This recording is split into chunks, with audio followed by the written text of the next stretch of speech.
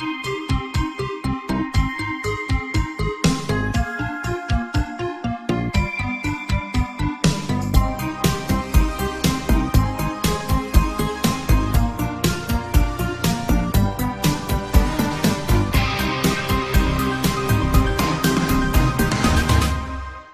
Dragon Cult.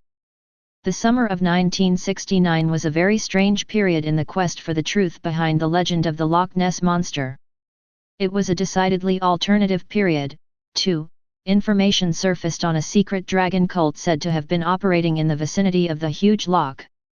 In early June of that year, 3 American students paid a visit to Loch Ness. The purpose was to check out Boleskine House, an old hunting lodge which burned down in 2015. It had once been owned by one of the key players in the world of the occult. We're talking about none other than Aleister Crowley. While walking around a centuries-old cemetery located close to where Boleskine House stood, the students came across a strangely decorated piece of cloth, a tapestry, one might say. It was roughly 4 feet by 5 feet and was wrapped a large sea snail shell. It was covered in artwork of snakes and words that were soon shown to have been written in Turkish. One of the words translated as serpent, which was a most apt description for the beast of Loch Ness.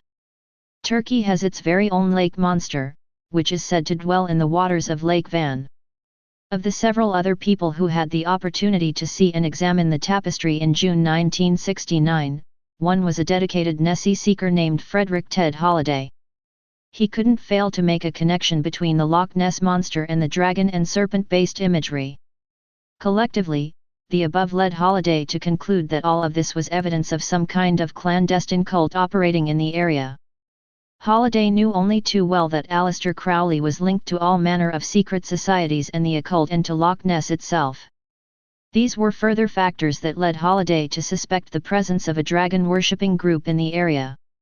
As he began to dig even further into the story, Holliday uncovered disturbing, but never proved, rumors of alleged human sacrifice in the wooded areas surrounding Loch Ness, as well as attempts by the secret group to try and invoke supernatural serpents from the dark waters of the loch.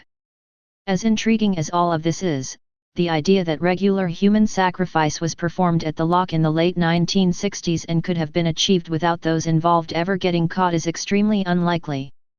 The mysterious group at Loch Ness, Holliday believed, was said to worship Tiamat, a terrifying Babylonian snake goddess, or sea dragon, who was revered as much as she was feared. Encyclopedia Mythica says of Tiamat, in Babylonian myths, Tiamat is a huge, bloated female dragon that personifies the saltwater ocean, the water of chaos. She is also the primordial mother of all that exists, including the gods themselves. Her consort is Apsu, the personification of the freshwater abyss that lies beneath the earth. From their union, salt water with fresh water, the first pair of gods were born. They are Lachmu and Lachemu, parents of Ansar and Kisar, grandparents of Anu and Ea. If one knew the ways of the ancients, Holliday suggested, one could still call upon the power and essence of Tiamat, as a means to achieve power, wealth, influence, and sex. Such rituals were definitively Faustian in nature, however, as they almost always are.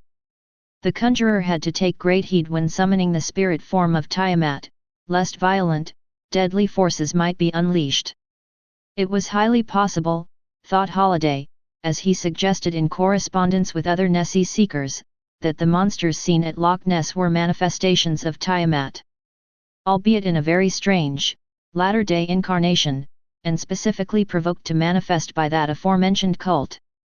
Nothing was ever conclusively proved, but the entire situation left a bad taste in Holliday's mouth, made him deeply worried for his own safety, and eventually helped convince him that the legendary creatures of Loch Ness were supernatural in nature. If Loch Ness was brought forth with a spell, what other things can secret dragon cults like this unleash on us all? Stay paranoid, my friends.